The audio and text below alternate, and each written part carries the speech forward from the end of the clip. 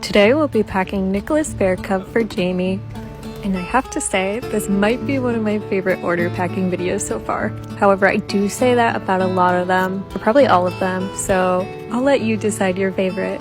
So of course, I love the outfit that Jamie picked out for Nicholas Bear Cub. Look how adorable Nick looks in this baseball cap.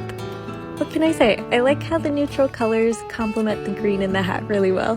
Next, we're putting on Nicholas's story tag, and we're just showing him off a bit because look, he looks so cute.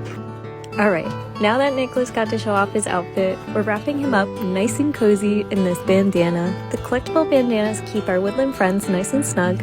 You see, we want to make sure all the dolls are giftable when they arrive, but also we want them to be comfortable for their travels. Right, so we're putting in that packing slip, Nicholas, and the catalog along with the postcard. And we're securing our buddy with some tape. It's recyclable and it's printed with algae ink.